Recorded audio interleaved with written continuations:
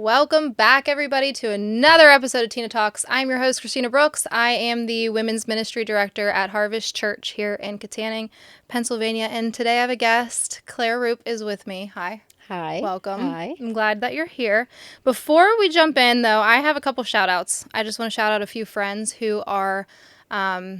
they listen to every episode and they encourage me about every episode. So I want to first shout out my girl, Dina, who is, I don't know if I can say she's a New Bethlehem campus person anymore. She's like there in Katanning. But she has been so pumped about Harvest in general. And she's like the hype man and she's so encouraging. That's and she awesome. loves the podcast. And so I'm so glad that you're watching, Dina, and I love you. And I love your enthusiasm. And then I want to shout out Lynette Walker from Indiana. She listens to the podcast and she actually listens to them in her ears while she's cleaning houses. That's what she does. And sometimes she'll just be like, yes, amen. She listens to us and pick up the mic. And the person that she's cleaning for is like, is everything okay? You know, and then she uses that as like an evangelism tool. That's like then awesome. She'll be like, I was actually just listening to my pastor talk about this. And so she's awesome. Lynette, I love you. And then I had one more I was thinking of Debbie Smith at PVC too. She listens and I just love her. And anytime an older woman takes time to encourage me, like as a younger woman, not a middle-aged woman, it means so much. Like it means so much that this wiser lady who's gone before me is taking time to say anything encouraging to me. So I love you, Debbie. And yeah. So anyway, we are actually talking about motherhood today. Yeah. And because you are our leader for our morning Moms for Moms group. So I just want you to pretend like I don't know anything about Moms for Moms. Okay. Tell me all the things. Yeah. Well, Moms for Moms is why we call it Moms for Moms is because it's moms for moms. So we have a mentorship program that the moms that were before us that have gone through seasons of life that we have not gone through yet. So they're seasoned. We call them seasoned mothers. I love that. Yeah. And they mentor us. They pour into us. So we're moms there for moms, which I just think in this time, you just need that village. You need other moms to come alongside of you. And it's for moms in all walks of life. So pregnancy, if you're pregnant, come. And then we have childcare, so you can come expecting to have great childcare with your younger kids if you have them at home. So yeah, it's for and everybody. I encourage moms with littles, especially when you go. I know it's hard to get those kids in the back initially, like when they're babies. Obviously, you have them with you, and then but as they become toddlers, 1, 2, pushing we typically have moms. Their babies stay with them until 1. Yeah. But a lot of them just put them back there because we have really amazing women back there they're that great. we have fingerprinted. Yes. And they work in the church. Safe. They're like older women. The one that was helping us for the older age group, she actually goes to the church and started the original Moms for Moms. I think it was at that point it was MOPS. I remember that. And so we just great women watching your kids. And we are very intentional about that because... And you need that time. I want someone that I trust to watch my children. Absolutely. So but it's really good for you to have that little break. It's 2 hours in the mornings, first and third Thursday of the month. Yep. And then we do have an evening working moms. Yes. Moms for Moms group too. Laura Cooper is in charge of that, and that's once a month. Yep. So what do you guys... So yeah, I would encourage moms to try and get their kids to the back so that they can just take time to rest, be refreshed. Focus on conversation. Talk to other people who are going through the same thing so you're not feeling so crazy. Eat food by yourself. Yeah, what do you guys do during the meetings? Yeah, so we start out with breakfast, and you get to have breakfast and just chat. We really want women to just sit there and talk with each other and chat. Like we'll maybe sometimes have like some discussion questions there for women to go through if they really want to. Yeah. But we kind of changed it a little bit. So we have a speaker the first Thursday of the month, and then the second Thursday or the third Thursday, we'll do like a craft or like a get to know you or something like that. So it's more chill. It gives women more of a chance to just be themselves, have conversations that are deep and meaningful. I love that. Because it's hard to do that when you're a mom of littles. Absolutely. It's hard to have meaningful conversations. Because even when you go have play dates, like...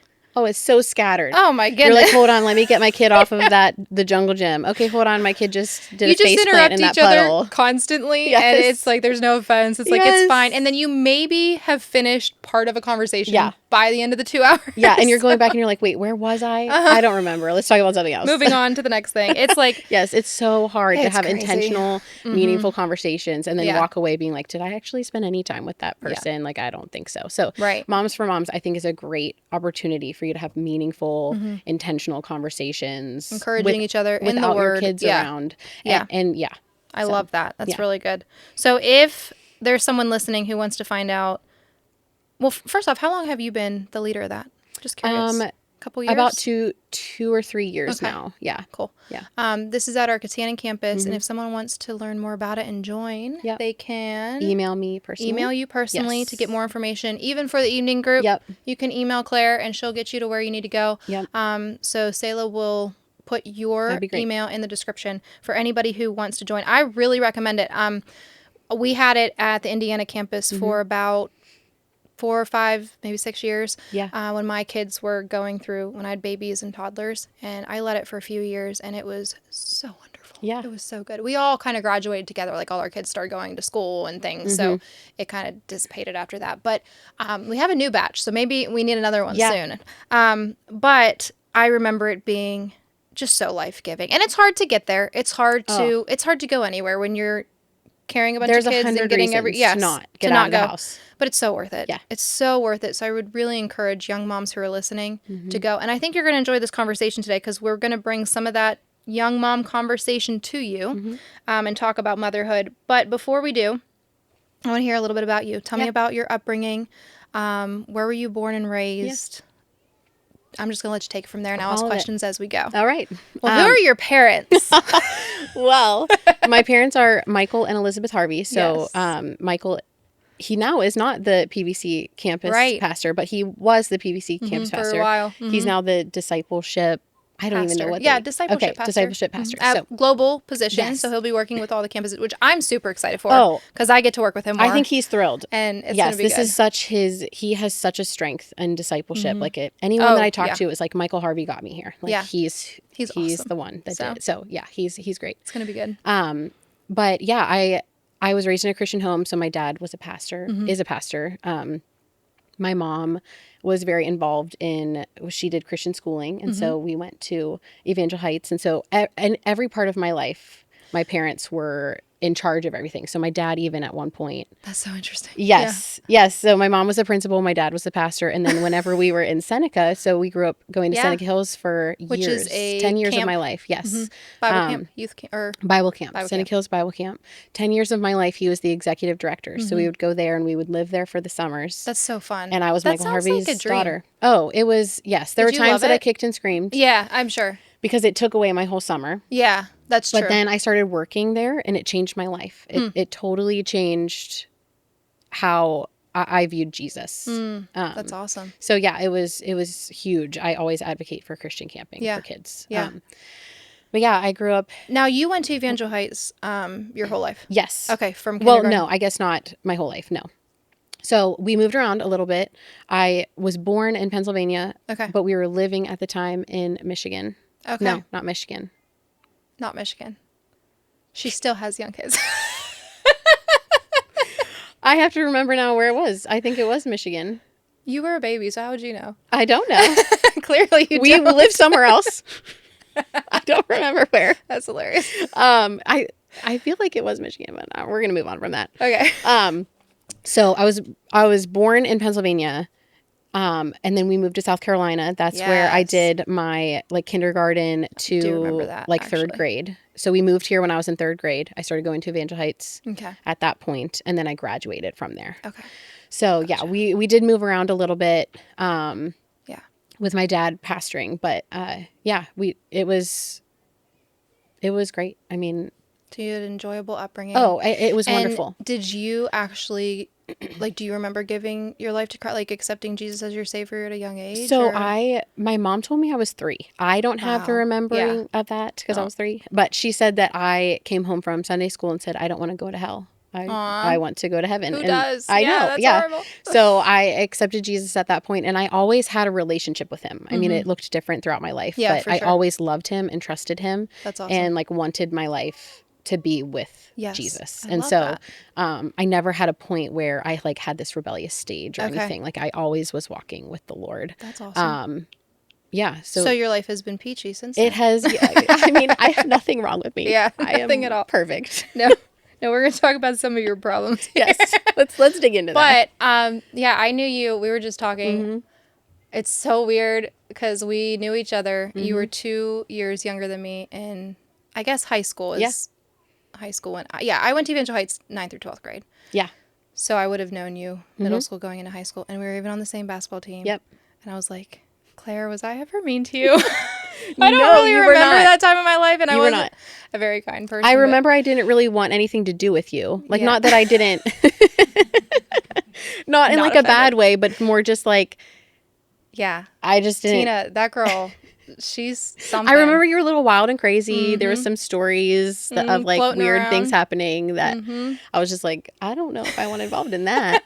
But I never, you were never mean. Yeah. You were never mean or anything that I remember, but. She told me, I'm shocked that we're here. Yes. Like I would have never thought to myself that I would be sitting here in this chair talking to you. I know. At Harvest Church. Like it just would not have crossed my mind. It's amazing what the Lord does. It is truly a testament in our lives. To who he is. But I love that. That just made me laugh so much. Because I did not expect this either. So here we are. Yep. Here we are. But no, I adore you. So I'm so thankful you're here and willing to share some stuff that you've been learning and going through the past, I don't know, 5, 6, 7 years of motherhood. Well, I guess you had your first in 2020. So I have a 6-year-old, 4-year-old, 2-year-old. 6-year-old, 4-year-old, and 2-year-old. Okay. So I'm just ahead of you. I have a 10, 9, 6, and 4. Okay. So, but there's a difference. Yes. Those 2 stages. Yeah. There's a difference. Quite a leap. Jump. Yes.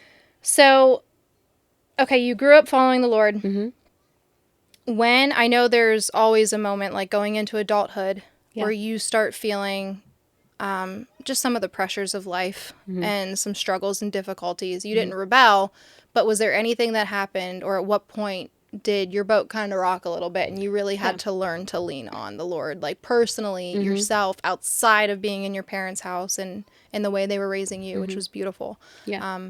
When did anything like that happen? So I had a couple of times. I was thinking about this.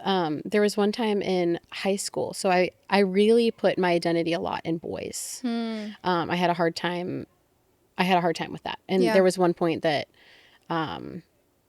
that relationship was taken away, and I really struggled a lot with that. It's a common struggle. I was at Seneca Hills at the time, and I remember sitting on a porch reading my Bible, and the Bible just like was thrown into my face. Like I saw it come alive in a different way, because I was so sad and broken, and I was like, who am I now? Like, well, am I ever going to find anybody else? Is this it for me? Yeah. And the Lord just like came alive to me. That's awesome. And then I would say that I was really riding on that high for a long time. And then I went to college, and I went to a secular school. So I went to BC3.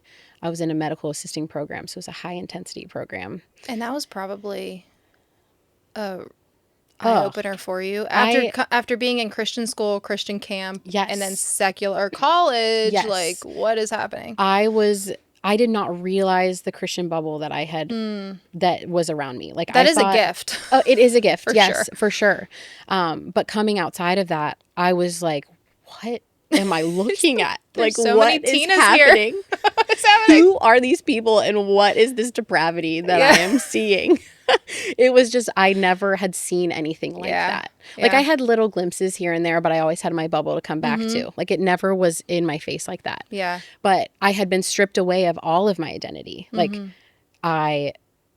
who I was as a person. Nobody knew me there. I was unknown to everyone. I didn't have my parents to fall back on. Yeah. Yes. And then I was just around these people of like, okay, they don't care that I'm a Christian. They don't care who I am. They just want me to have a good time. And if I don't, then I'm lame. Yeah. Like they don't want to be around me. You're a buzzkill. Yes. And so it was just a lot of loneliness, a lot of anxiety because of my program. I was very afraid because I went to school specifically to be a mom. Like I went into healthcare. Yeah. Because I knew that if I went in there, I could work for a certain amount of time. I knew the program was like a 2-year program. I wasn't going to be in school my whole life. So was that something you wanted from Even a little, like as a little girl, you always wanted to be a mom? I always wanted to be a mom. That's and so when I remember talking to my mom at the time of like picking your major, and I was like, I want to be a teacher because I know I could be a mom and be a teacher. Can be off in the summer. Because that's who my mom was. And she was like, I don't think you'd actually like that.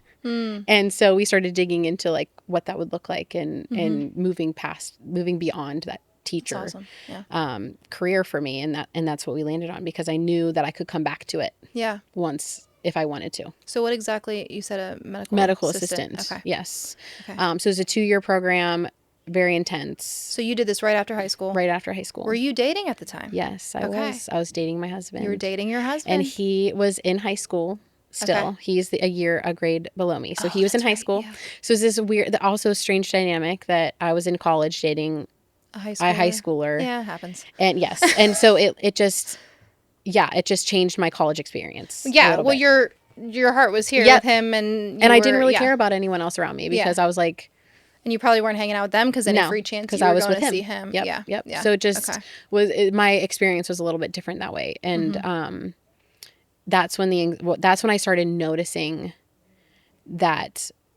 my anxiety was more than just like a little fear. Yeah. Like it was true anxiety. I was like I was losing weight rapidly. My mom was like, we need to do something here. This is not okay. So what were you starting to feel anxious about? You said the program was intense. So was everything. Everything. The things I couldn't control, the life that I thought, the person that I thought I was, all of a sudden I didn't recognize. Yeah.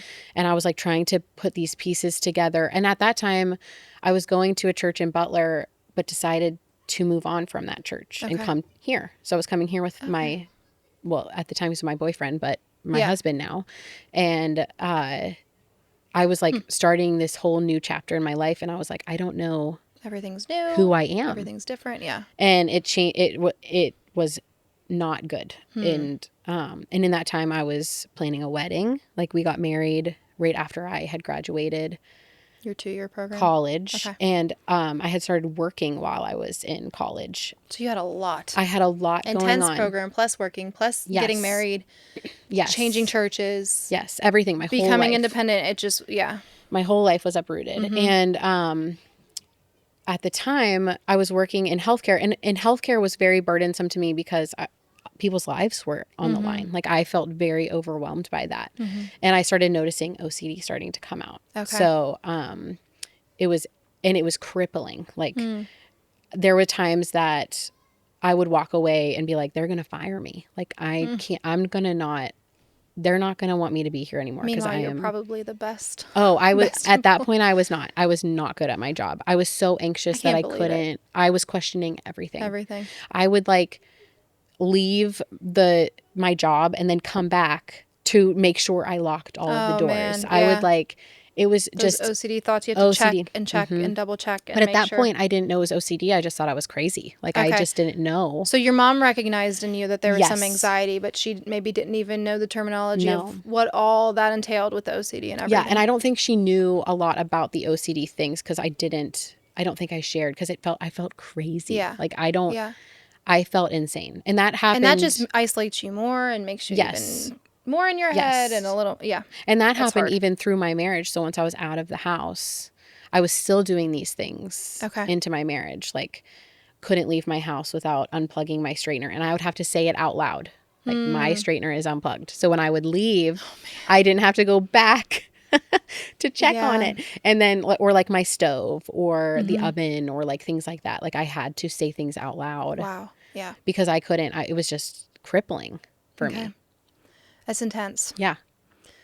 So I don't think you're anxiety free today, but what did you do? Like, when did you start getting help? What was the turning point for you where it was like, okay, this is like, I actually need to reach out to someone or do something? When did it get better? Or did it get better? Did it get worse first? Yeah. So I would say in college, as things started to kind of like slow down a little bit, I noticed it got better. But my mom decided to look into like an herbal supplement. I don't remember what it was. Yeah. But we looked into that because she said, we're not doing this anymore. Like this, we're done here. So we started looking into that herbal supplement, but I think things started to kind of like slow down. You got more settled in what you were doing. I got more settled in what I was doing. The program I had gotten my certificate in my program. I was now just doing general studies type of thing. Like the program got less intense. Yeah. I had done those things. And so I think I was able to kind of breathe, but I didn't realize I was still drowning. Like I had like, it's like a little relief. My nose up. Yeah. And then the wave just came over. So it was like, I had a glimpse of some goodness. And then as I continued in my job, it just continued to get worse and worse and worse. I was going to say, when you had that moment of like, okay, a little breath of fresh air. Yeah. Did you think, oh, I'm better? Yeah. Like it's gone? Yep. I won't have to deal with this anymore? Because that's what happened to me with my, more so depression. I did struggle with anxiety eventually. But it was depression around my high school years I'm sorry, not high school. Yes, high school. But college and then young adulthood. But I would think, oh, I'm better. That's not going to come back. And then it would hit me again. And then it was just devastating because I was like, I thought I beat this. Yeah. But I didn't, clearly. And I didn't know anything at that point about anxiety. And so I had no idea. Yeah, me neither. With what I was dealing with. So I thought it was just situational. Like I was just dealing with too much. It was overwhelming. And then it was going to go just going to away. get better. Like I was just going to be okay. Yeah. And when I had that glimpse of it being better, and then when it came even in a bigger wave, I was like, I can't do this. It's like, this is the lowest of lows. Like, I remember thinking, like, God can't be here because it is too lonely and dark. Like, the Lord is not in this. And I don't know what I'm supposed to do to get out of here, but this is not. I'm going to live here forever and I'm going to die in this dark hole. Yeah. It was awful. I get it. Yeah. And, like, I had my husband, the Lord gave me him very intentionally, I think, because he has no fear. None. No anxiety, nothing. And in our young married years, and we have learned a lot about different things about like how he helps me and how he doesn't. But at that time, he was not helpful. Love him to death. It's like, why are you worried? Love him so much. Just stop. Just like, don't think about it. Don't worry about that. And it's not a big deal. And he didn't know what he didn't know. Right. But it never got better. So it did. There was tension in your marriage because it was like, you clearly don't understand what I'm going through. And yes. Yeah. And it was so isolating. I never have been more alone in my life than. So is this pre-kids? This was pre-kids. Okay. This was before kids. Okay. So at that point I was like, I didn't realize what it was like to feel alone in my marriage. And then when I had kids, it was a whole other level of being alone. Did the anxiety get worse with your first? 100%. Yeah. Well, I was blessed because COVID did not hit with my first until the end of my pregnancy with him. So it didn't become a big deal until I was about to have him. But then it changed the whole process of having him. So he was born March 29th, 2020. Wow. Which is 2 weeks after the shutdown happened. I believe the shutdown happened like the 15th or something, 13th. And so I remember like sitting there in my house, totally isolated. My husband was self-employed, so he was still going to work. Okay. I was alone sitting there on my birth ball watching at the time, the song The Blessing had just come out. I love that song. And I listened to it 100 times, just praying that over my family because I was afraid of what was to come. Like, I was like, I don't know what this looks like. And it looked so COVID terrified weird. You? Yes. Yeah. Because sickness terrifies me. Okay. So that's one of your triggers, I guess, or whatever. I'm a medical assistant. Medical triggers. Of anxiety or of sickness. It does not make any sense, but here we are. Yeah. You know. That's hard. Okay. So I remember just people would come. My brother at the time was a physical therapy assistant. And so he came to meet Jude, my oldest. And we had a sheet on my couch. He was wearing a mask. They had to wash their hands. We were like sanitizing groceries coming in. Yeah. It was wild. Like that this is what we brought our babies into. Like it was crazy. Yeah. Well, they were saying a lot of scary things about pregnant moms and babies. You just didn't know what to believe. Yeah. There was all this out there and you're like, what is true and what's not? Yeah. And dude, we could say that we can talk about that for a second. Yeah. I want to come back to COVID, but Okay. just dive in for a minute about just the information age and parenting in the information age. It's like, it wasn't COVID for me. Let me think. Well, my son was a year old. He was born in 2019. So, Okay. but my other kids were a little bit older, and sickness doesn't freak me out. So it just didn't really, that wasn't a thing that like triggered me, but I know a lot of people who it did, really caused their anxiety to flare up.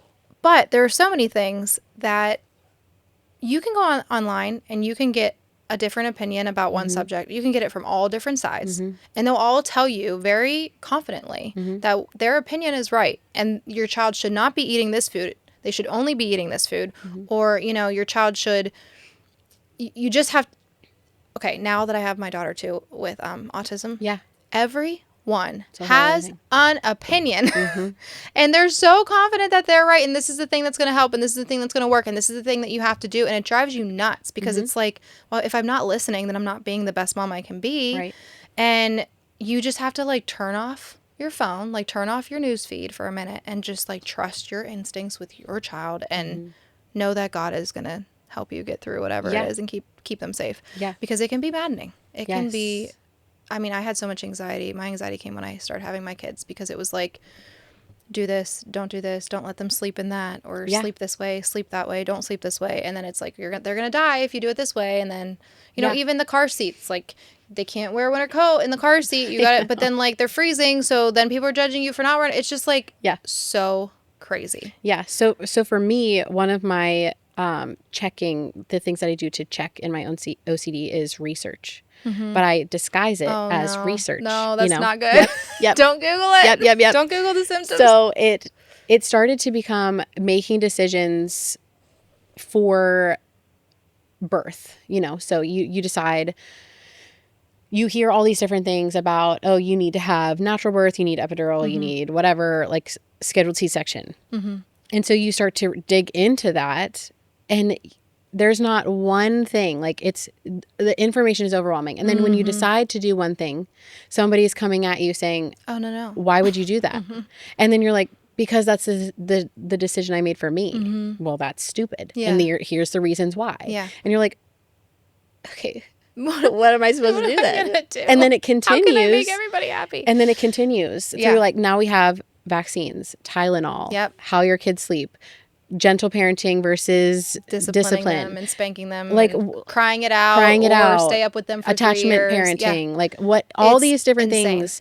There is research on everything. And if you do one thing, in favor of their method, by the way, any method. If you do one thing, you're an awful parent. If you do this thing, your kid's gonna die. If you do this thing, your kid's gonna have autism. If you do this thing, they're gonna, you know. Yeah. Now it's like the diapers. You can't have to win. have, what is it? Mandy was just telling me all the kids these days having babies, you have to have like organic diapers or whatever. Oh yeah, like the bleach free, like so those things. I don't even know, like, because that wasn't even a thing whenever I was having my babies, but it's crazy. And then if that's not enough, you go online and you have these influencers who are putting out their perfect motherhood, and they're baking their all natural organic food for their kids and pureeing things, or don't puree things because they should be able to chew on things. It's just like, so then you're watching other people do it and seemingly thrive, and you're like melting in a puddle in your own home, isolated from everybody else. I'll never measure up. I'll never do it right. I'm screwing my kids up. Yes. And it's the internet, because back in the day, I guarantee our moms weren't worried about what everyone down the street was doing. They didn't. The research wasn't on Google. Like, you were Googling things. Like, I think you get a parenting Google book every came once out in a while. when we were little. I can't remember the timeline exactly of that, but I know my parents had that. It's just the research wasn't out there for people Google to be doing these things. Place, and so what you learned about other people is going to their homes and learning it in their homes, or reading one book, reading a book, one recommended author. Yeah. And so it's just, it was totally different. And so we're living in this world where you are never good enough. Your intuition isn't enough. If you do all these things, everyone's going to judge you. And so why would you want to go anywhere? Yeah. Why would you want to make friends with people? Because they're just going to judge you. As soon as my kid tantrums, everyone's going to be looking. Yes. And, like, I can't go into Walmart because if my kid throws a fit, everyone is going to look at me and I'm going to be the worst mom in the world because I didn't discipline. They think that I don't discipline them, or they think that my kid is crazy, or or whatever it is. It's like, you can never win as a mom. And God has given mothers this amazing ability to have an intuition about each of our children and what they need. And they're different. And the internet has stripped us of that. Yeah. It has stripped us of our intuition. We have people telling us how to do things, and we don't look at our child and say, you need this specific thing, and look at our other child and say, you need it differently. Like, they take that away from you. Yeah. And it's sad. It's sad as mothers. It makes you feel like you can't succeed. It makes you feel like your children are going to grow up going to counseling for the rest of their lives because we've ruined them. Like, you want your child to have better than what you had. But how can we do that when we live in a world full of anxiety? Like, you can't hold your kid. You can't, because you got to let them learn how to cry, or you can't. Yeah. Like, it's just. I guarantee you're speaking straight into so many hearts right now. So many moms who are like that. I get that. Like, that is where I'm at. There's hope. Like, it's still worth having kids if you haven't yet. Like, it's tough in this day and age, but it's so worth it. And there are ways to battle through it. Yeah. And we're gonna get to that. So, but going back to your personal experience for a minute. I know I took us on a rabbit trail, but that was good. Because I know so many people can relate to that. Your personal experience. You had Jude in 2020, and then tell me about what your anxiety looked like after you had him. I think we were talking about your birthing plan and then COVID, and what did having littles and even into your second one, and what did your marriage look like in that season? Yeah.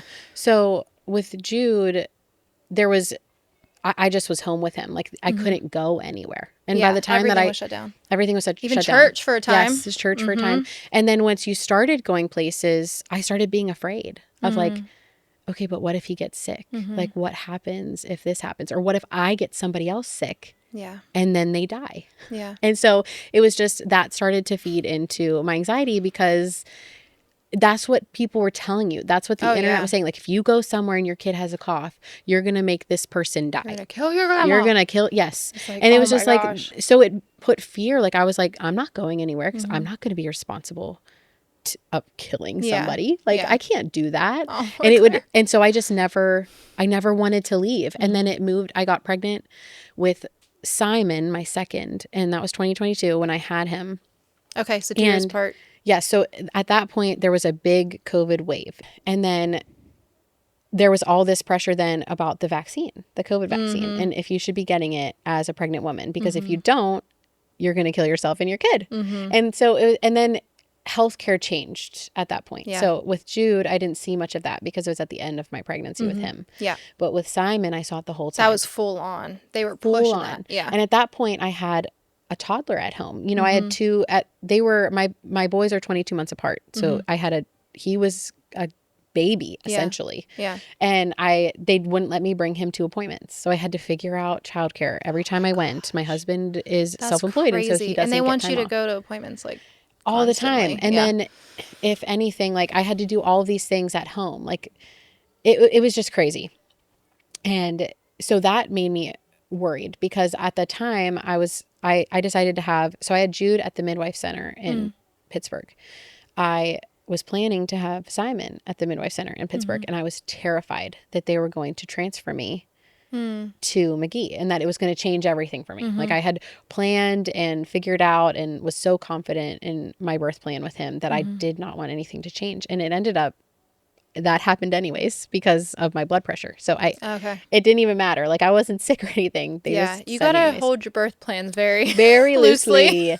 But like anything in life, really. But yes, but it was a blessing. Like, I didn't realize how much of a blessing that was to have gone to McGee, because they were wonderful. They're amazing. They were wonderful. I had both of my boys there. Yes, they were wonderful, and I ended up having my third there because we just loved the care there. We loved that the midwives there. We were still able to have our natural birth there, and they were very encouraging about that. We were able to do the things that we wanted to do without much pushback, because they have a great midwife. Yep, group. They have a great midwife unit there, and so it was wonderful. But I remember I was very anxious with my pregnancy with him.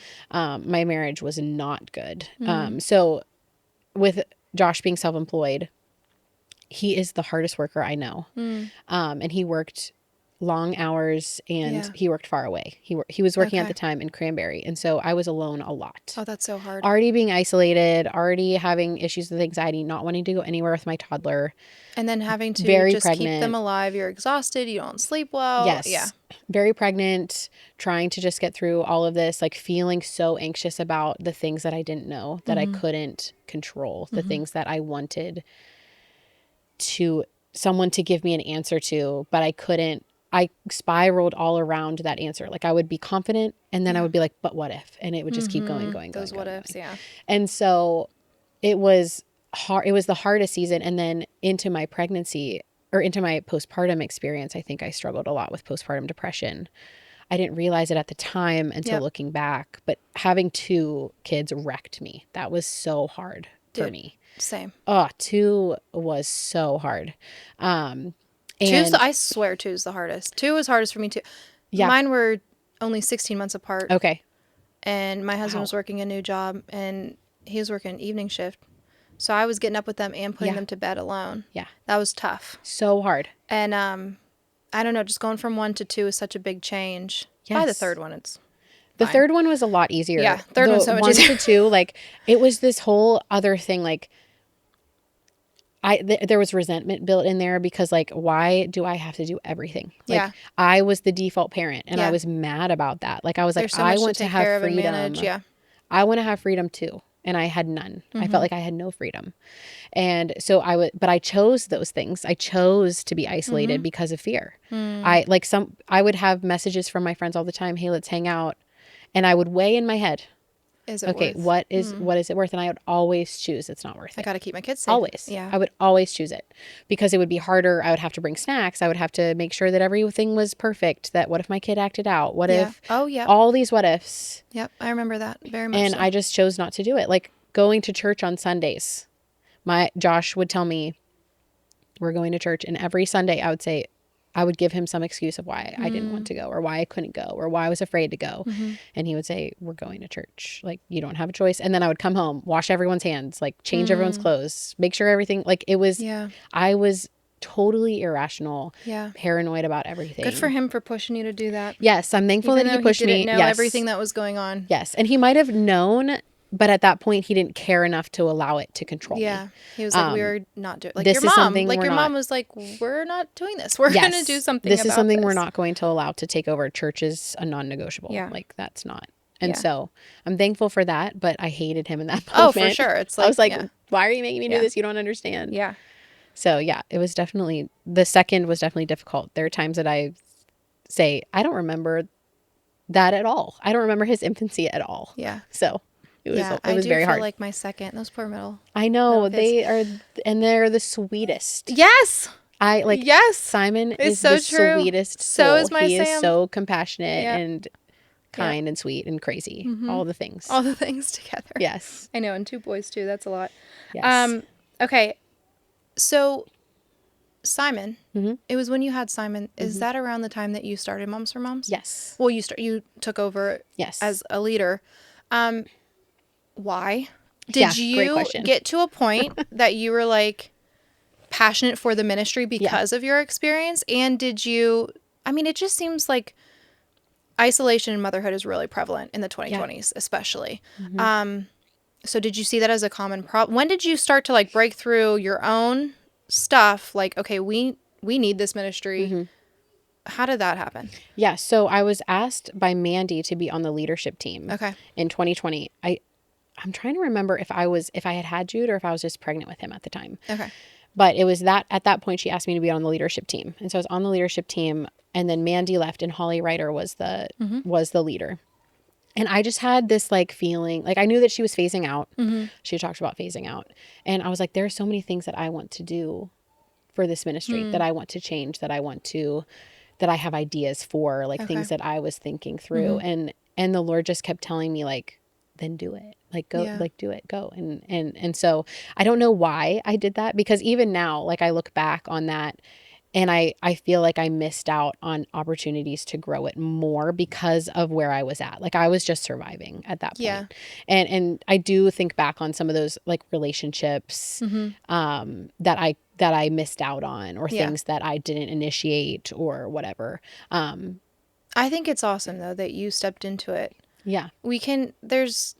Sometimes we feel like we have to be at a certain level or be ready to take something on instead of just jumping in and letting the Lord use us in our weakness, because that is where he uses us. Yes. And you have grown the ministry and changed things, and like he's probably used this to grow you more than you can grow it. And that really is true about all ministry. Like I feel like when you jump in and say yes to the Lord, like he's going to use it to transform you way more than you can transform anybody else. You know what I mean? So did you find that true? Like, was it helpful to you? And yeah, I think it changed my idea of a village. Like I think that we don't have that.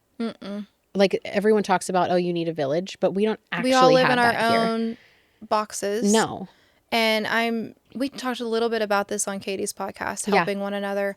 But like if I'm going to invite that mom over with her kids, this place has to be spotless. I have to have an organic lunch ready for the kids, and I have to make sure my kids don't misbehave the 3 hours that they're here.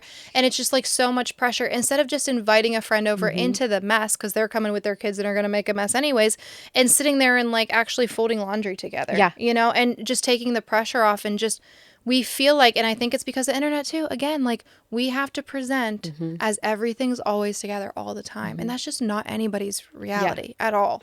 Yeah. Especially with young kids. Absolutely. Like it just isn't real. It's not real. And so I wanted to bring this idea of like, it really does take moms for moms to get through this together, of leaning on women that are in the same seasons of our life, and then women that are outside of that season, that have seen it, that can look at you and say, honey, this is not forever. Yes. Like you're going to come out on the other side and you will be okay. And it's going to be okay. And like, I think that means a lot, but we don't have that anymore because we're not living with each other that same way. Like you are right. We do tidy our homes. We make sure that our kids are perfectly clean and tidy and they do not disobey and they do not do whatever. But that is not real. It's not reality. Like most of the time, if you come into my home, it's a hot mess. All of my children are covered in dirt. Like I think you were just at my house. You did. Yes, I loved it. You witnessed it, and they're covered in dirt. Like your daughter looked up and said, "I'm not dirty," or no, something. Like her face. It looks like she had eaten it. Yeah. Like I don't need a bath. And I think that we just need that to be. I think that it could take away so much of the fear and anxiety of living our lives, is to just see another person who does not have it together, and that it's okay, and we can come into the same place and meet and laugh and it's okay that we're not all surviving, or that we're not all thriving, that there are times in our lives, seasons in our life where we are surviving and not thriving. And that's okay. Yes. Because we'll get to the point where we will be thriving. Yeah. And we'll look back. And I know I used to get so annoyed when older moms would be like, oh, it goes so fast. Yeah. Because those days are so long. Like every day feels like an eternity because you're just exhausted. And you're, especially when you have multiple little ones, you're trying to keep every single one of them alive. You know what they're doing at all times. You know what noises are happening from the other room. You know exactly what's going on. You're just hyper aware all the time. And then even sleeping, like I feel like you don't sleep for years because you're just like, you know, they terrify you about your children in their sleep too. So you're always checking on them, and then they're always getting up, and you're so sleep deprived. Yeah. You're so just like worried about them all the time. And I was going to say something about that, but it's true. And I'm finally in the season now where I said there's such a gap. My youngest is about to be 5. And my oldest is about to be 11. It's amazing. Like I'm sleeping. I am sleeping almost every night. And I don't feel like the hormones too after having a baby, that messes with you, and then having another one, then another one, and you're just going like up and down like this. It's all, especially if you're someone who's prone to anxiety already, it just intensifies that. Yes. But your kids become more independent. They get through that stage of like needing you for every single thing thing, for every single bath, for every single trip to the bathroom, for everything. And then you gain some of that independence back. And it's beautiful because those years are important. Yeah.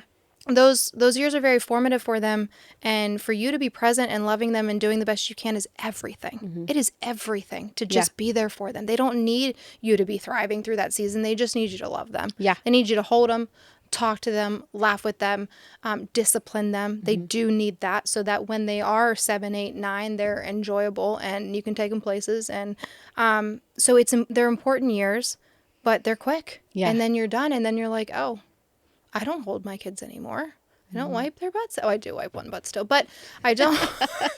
We're almost there. Yeah, you're almost there. But it can feel so overwhelming also because it's just like, I'm never getting out of this, but you truly are. And it gets, I don't want to say more enjoyable because those young years are so beautiful too. Like, I loved having my toddlers. Like, they were just the cutest things. Me and my husband world. were just talking about that. Like, we love the season of life that we're in right now. Like, our kids are just so fun. And like, they love everything. They so love adorable. everything. Yes. I mean, it definitely is hard.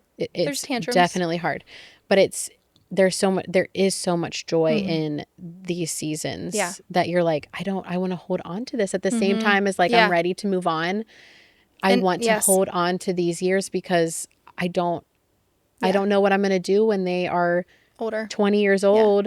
Well, I think we can't fear that either because I know there's so many women who have talked to me and said like, those years have so much joy in a different way. Yeah.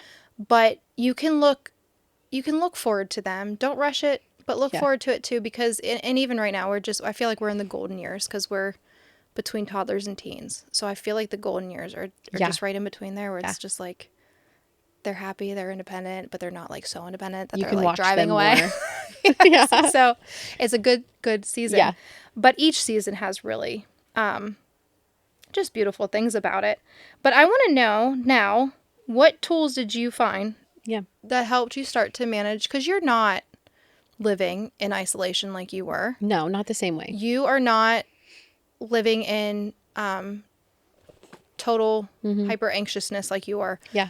What the heck helped? Yeah. So I had seasons of just like really not knowing what to do with myself, like not knowing how to do any of it. Because I don't think I understood really what it was. Like I had counseling, but it was for like small seasons. Yeah.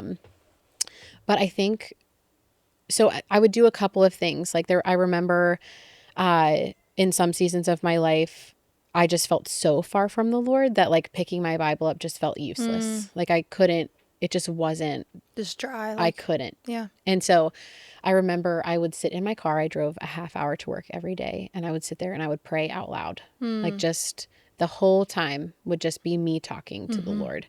And I remember being like, I don't know if you hear me because I am so far from you right now, but I'm going to do this because I got nothing else. Like there's nothing, I have no other route, nowhere else to go. Yeah. And it started changing my heart. I remember the prayers became different. My attitude towards him became different. I started reading my Bible. I started having a change, like he just changed my heart just in how I was communicating with him. Yeah. And then I think I still didn't know how to do it. I've always struggled a little bit with like that personal relationship with the Lord in scripture because I am an auditory learner and I get real distracted. And so when I read my Bible, I have to read it out loud. Oh yeah, girl. It's ridiculous. I do too. So I just look like every prayer is out loud. Yes. Every time I read the Bible is out loud. Yeah. I'm the same way. My kids, when they were little, I'd talk to God in my kitchen mostly. And when they were real little, they come in, who are you talking to? I'm talking to my father. I need him right now. And but then like they quickly caught on and they're like, oh, mom's in the kitchen. She's talking to Jesus. Talking to it's God, fine. You know? But I'm the same way. Like I need to say it out loud because I don't know what's happening in here, but it's like too much. It feels like saying something out loud solidifies it in my mind. And so if it's just floating around in there, it just becomes, and then I just think about the other things. Yeah. And so it stops becoming a prayer and it's like a to-do list or something. And so if I do it out loud, I can see it. It's almost like I can see it when I say it out loud. So I started doing that. I started understanding what the anxiety looked like in the OCD. And so I came to a point where I would tell myself, okay, I'm going to give you one time to check. You can check one time. And so I would have the anxious thought. I would do my one time check, which is typically talking to my mom. Like it would be, I would do research and then I would talk to my mom about it or whatever that looked like. And then I would put it away. It would be done. That's really good. Put it out of my mind. It would be gone. Go back there. And if I brought it, and then mom was my accountability person. And if I brought it up again, I love that your mom helped you so much. She's yes, my mom is my best friend. I love my awesome. mom. And so she was very helpful to me. And it would help me then say, okay, I already talked to my mom about this. We talked about it. We made a plan. It's done. And now, like if it would keep coming up, I would have to keep putting it back. Putting it back. Nope, we're not going. That's such good advice. Like don't feed it. Yes. Starve it. Yes. Like we already dealt with this. Quick question. Yeah. Did your mom struggle with anxiety as well? No. Okay. My mom does not have anxiety. So she has like the normal fears, but she does not have anxiety. She never struggled, but she still is so helpful to you. So and helpful that's so to me. beautiful. And what a gift for her too. I'm thinking as a mom. Yeah. To end this season with you. Yeah. To be able to be there for you. She's always been so grounding to me. That's awesome. And since I was young, like always been. I love that. Yeah. And then, and I would say too, to come back to like other tools that have helped me, I would have scripture cards on my, right by my sink. Yeah. And so I would look at that every day and I would just focus on that verse for the week. So I keep it there all week long. I would look at that verse all week long. Meditate on it. Like think about it. And so I was still in his word, but I mean, I have 3 young kids. I can't even read a chapter book, like let alone trying to get into the Bible. A big Bible study. Do a K. Arthur study on Isaiah. Yeah. Like try to get through this while you have 3 kids that need you for everything. Like my kids are just so dependent on me right now that I can't go 5 minutes. Right. Mom, I need a snack. Mom, I need a drink. Yep. Mom, I need to go potty. Mom, I need this, Absolutely. this. Yeah. And so it has become more practical for me to be able to look at it there. I can come back to it whenever I'm doing my dishes, I think that's my dishwasher. Fantastic advice. Yeah. Yeah, because it's so tangible. And I think that for me growing up in a Christian home, I saw my parents doing the one-on-one devotions. Like I saw them having the quiet time. My dad in the mornings, my mom while she was at school. And so they had those times, but they had grown kids that weren't coming to them for everything they need. Yeah. I wish I remember what they did when I was little, but it probably looked different. Yeah, I'll have to ask. But I love that. I want to speak into that for a second because I do think, and this is something we talked about before, change your expectation of what quiet time looks like as a mom with littles. It's just for a season, but in the same token, because I can then use that as an excuse to, I just, I don't really look at the Bible, maybe once or twice a week or a month. And you can become really relaxed in how often you try to pursue that sit down time with the Lord. I think dwelling on a couple of verses and memorizing them, meditate is beautiful. I think that's really good. His word is living and active, and he can use that verse or that short devotion. It doesn't have to be this 30-minute take notes, go into a deep study. It can be but it is so important that you feed yourself in some way. So yes, change your expectation. It's not going out on the porch first thing in the morning with a hot cup of coffee and having your notebook and the birds are singing and your perfectly pruned flowers are all around you. Like, no, it's going to be, at the sink while you're doing dishes, and you can audio listen to half a chapter of something or read your verse on your card or whatever it is, but fight for that time. Like fight for that time like nothing else. Like you still make time to eat. Yep. I mean, I know we're always eating on the run and I know we're eating fast, but or they're leftover chicken nuggets. Yes. Right. But you got to eat something. Yep. It's the same with God's word. Like that is what fuels you. That is what feeds you. That is what sustains you whenever it's so hard and so tiring. And it's the first thing that's so easy to be like, I just can't get to it today. Yeah, it's too overwhelming. But I'm telling you, like, that is the only thing you need. And if you can fight for 5 minutes in God's presence a day, just 5 minutes of praying, like just talking to him and, but also reading and hearing from him and letting him speak to you and use his word to encourage you and fill you. I've also done, the Sing initiative. I don't know if anyone. I've heard of this. Oh my goodness. A couple people have told me about it, but I haven't actually. Oh, it's wonderful. Tell me about it. It's so wonderful. It's Shane and Shane. Yeah. So they come and they sing a song every day, and then they do a devotional on it. So you can sing with them. And for me, worship is so important. Like singing worship is huge for me. Yeah.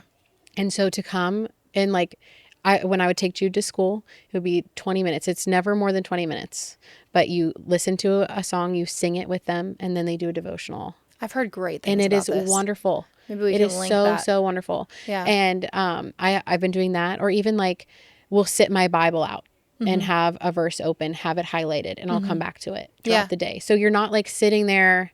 Yeah, because it's hard to sit read there more, read more. Like don't just read that one part. Like if you have time to do more of that reading, do it. But just leave it open, and then there it is for you every day. I think too, something I tried to do in that stage of life was have a time for my kids to like, it's hard and it takes patience and practice of having them sit with their own books or something, or just toys or whatever it is. And they would come up to me and be like, not right now. Yep. Like I'm with the Lord reading the Bible right now. And it wasn't long at all. It wasn't long at all, but a brief devotion. And just teaching them like this comes first in my life. This is even before you, because I think there's also a temptation for many moms to like idolize their children and make them what's most important, what's number one. And it really is like they need to see how much you love the Lord and long to be in his presence first, just like you remember it with your parents. And then the same with your marriage and taking time to be with your husband, which is very difficult when you have toddlers. I understand that. And then, so especially as they're getting older, you know, we have to tell our kids want to be with us 24/7. I don't know why they like us so much. Like Aaron and I are constantly like, I don't know why these kids like us so much. Like we're not that great. Yeah. But like, we'll literally have to like, go away for like 10 minutes so your dad and I can finish a conversation. And it's like, we love you, but priorities. And that's good for them. And it's like, my kids know they're loved. They know that we listen to all of their stories, all of them. But there's a time and a place. Yeah. And moms need that time with the Lord. And they watch what's a priority to you. Like, absolutely. What are you doing? Are you on your phone? Is that your priority? Or is your priority... Which is probably just making you more anxious. Yes, it sure is. Put the phone down. Pick up the Bible. Pick up the Bible. So it is like they do see you so much more than I think that we realize. Like they're watching our movements. They're watching how we interact with them, how we interact with our husband, how we interact with friends and everything. Like what is important to us? Is it our phone? Are we listening to them when they talk to us? Yeah. Or are we putting down the phone, picking up our Bible and saying, no, this is my time with the Lord right now. Yep. And I think that that's such a great idea to just say, here, you can listen to like this audio, whatever. Yeah. Like Adventures in Odyssey. Yes. Listen to Adventures in Odyssey while I'm over here. Get them a snack, get them their things, set them up. All the stuff. And now you don't get to interrupt. And then you can have 20, 30 minutes. Unless you have to poop. Yep. And that always happens. Yeah, that someone has to, and you're like, all right. Or there's a blowout. Yep, or here we are. Someone's fighting, but it's fine. But you can. But you're fighting for it. Yes. And that's it doesn't have to be perfect every day. And every season of life is going to look different. Like our fight is going to look different. But I think that we still need to say, okay, maybe I can't sit down here. Maybe my kids aren't in the stage of life where I can put them over here and have them listen or read a book. Yeah. So I'm going to then say, okay, I'm going to listen to this audio Bible, or I'm going to have my Bible car on the way to the grocery store. Yes. Or this devotional. I'm going to have my Bible sitting on my counter, and if I can read this one verse for the day, or I'm going to listen to worship music and pray to him as I do it. Like every day is going to look different. What you have is going to look different. Yep. But the Lord knows where you're at. Like he's not going to say...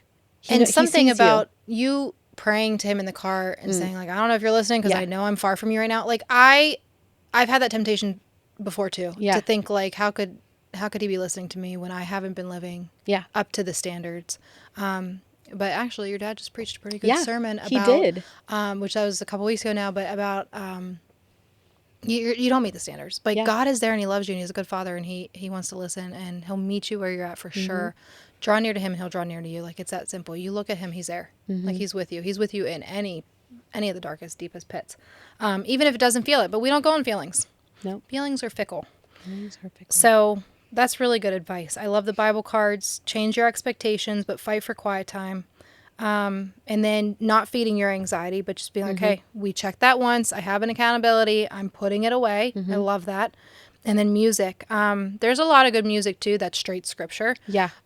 I think of one Ghost Ship, very simple music, but I like them. They have a lot of songs that are literally just scripture, and it's just, it hits. Shane and Shane's that way too. Yeah. They have stuff that's just They're just scripture. singing the word of God, and it's amazing. And then the kids love it too.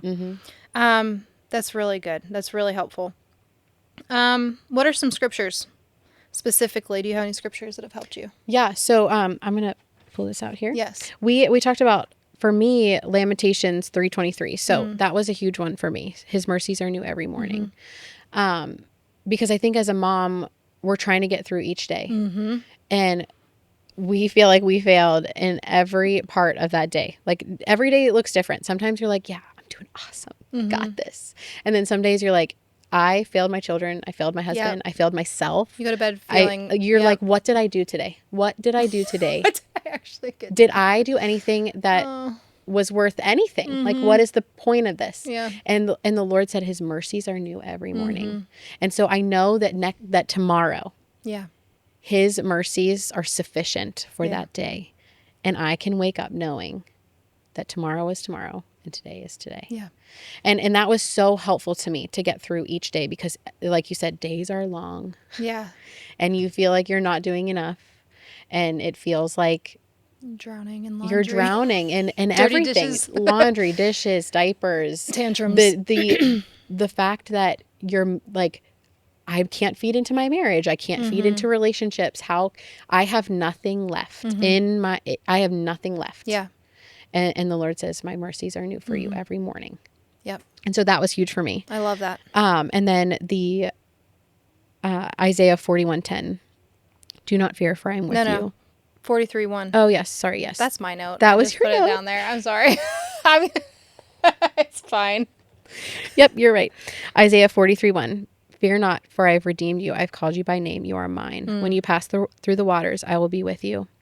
And that Love that was one. so important for me as I was walking through anxiety, because the ocean is huge. Like you look at an ocean and you're like, yeah, this goes on forever. Can't see the other side. Yes. And he's like, I have redeemed you. I have called you by name. You are mine, and I will walk with you through these waters.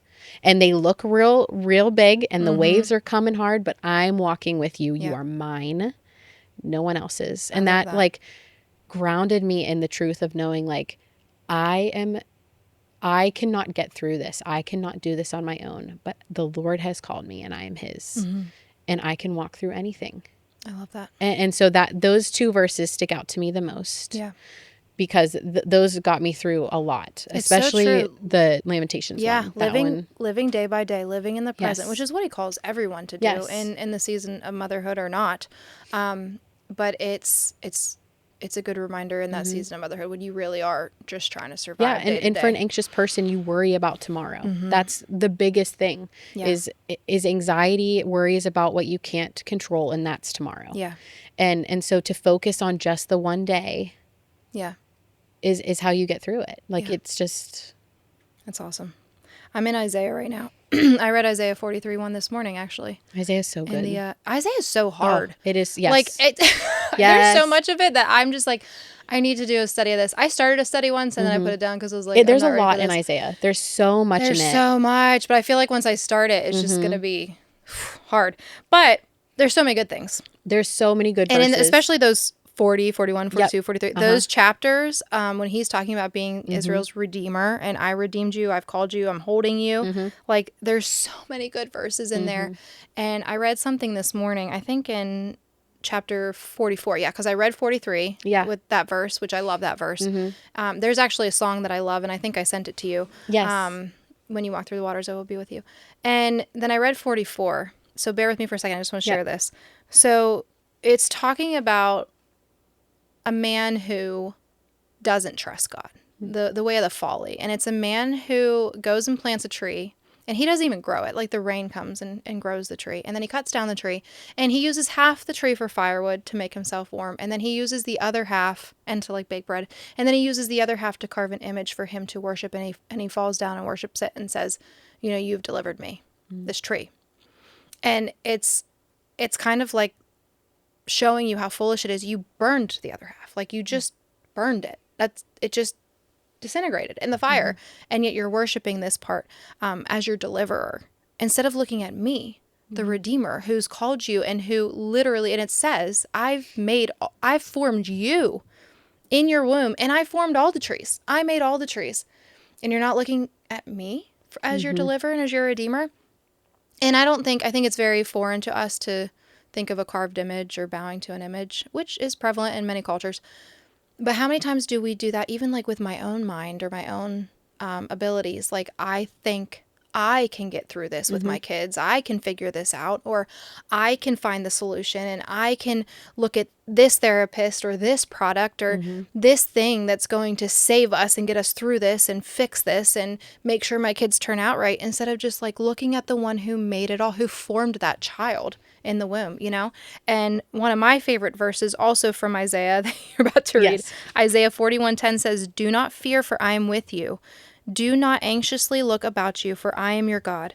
I will strengthen you. Surely I will help you. Surely," I love this, "I will uphold you with my righteous right hand." And like, I don't know, in context also around that passage, he's talking about being the God above everything, who created everything, who knows all the stars in the sky, who also knows you and formed you. He knows you very personally. But then, and there's a part two, I'm sorry. He talks about coming down as our shepherd and gathering us as sheep, and as nursing ooze, he like carries us. It says he carries us.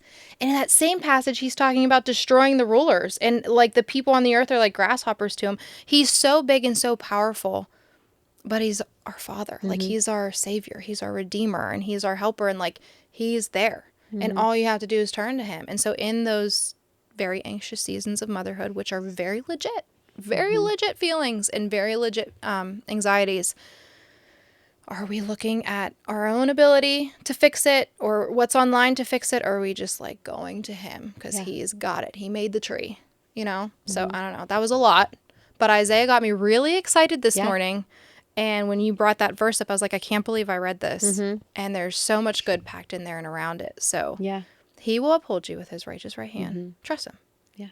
So it's funny because that Isaiah 41:10, I actually, when I was in labor with all of my kids, it's the verse I would say out loud. So I had memorized I love that. So it's funny when I read it. That's why I thought that I had said that, because it is a verse that I would say out loud as I was laboring with my kids, because he will uphold you with his righteous right hand. That's amazing. Yeah. That is so cool. So that's why I read it. And I was like, oh yeah, this is the verse I said. That's fantastic. Memorize and say scripture while you're in labor. Yes, because it's scary. Fear not. It is scary. I'm with you. It hurts. Yes. Really bad. Do not be dismayed. Oh man, for I am your God. Yes, I will strengthen you. I will, and so that's what I would always say. I will strengthen you. I will uphold you. Yeah, that's fantastic. That's awesome. I'm really thankful that you shared. Like, that's vulnerable to share your obsessions and anxieties, and the Lord's still working on you and in you, and you are still in this season. Yeah. But what a testimony, especially to other moms listening. Like, come to Moms for Moms. Like, this is why we need each other, to remind each other of the truth. Yep. You're not alone. Claire's there. She's awesome. Yeah. So you should come. Yeah. You can email her. Is there anything else that you want to say? I did want to mention too, like I had mentioned a couple times that my marriage was rocky. Throw your marriage under the bus. Yes, but we are doing much better. We have been doing counseling. And everything is so good. My husband is amazing, and I love him. He is awesome. We love Josh. Yes. Every marriage is it almost, I don't know, maybe there are some that are not, but there are many marriages that feels like they're kind of on the rocks when you're having babies and toddlers. Yes. Like, it's just we went through it, but then there was a point where I was like, we can't do this anymore. This is not how we're going to function as a unit. And so I know you guys, and I know how much you love each other. Yes, so we do. I'm glad you mentioned that for everybody else. Yeah, because I had mentioned it a couple times. We were struggling. Yeah, we were not doing good, but we're doing good. That's awesome. Better. Good. Yeah. All right. Well, thank you very much for coming on and sharing. Yeah. It was really fun. Yeah, it was fun. So for everybody else, we'll see you later.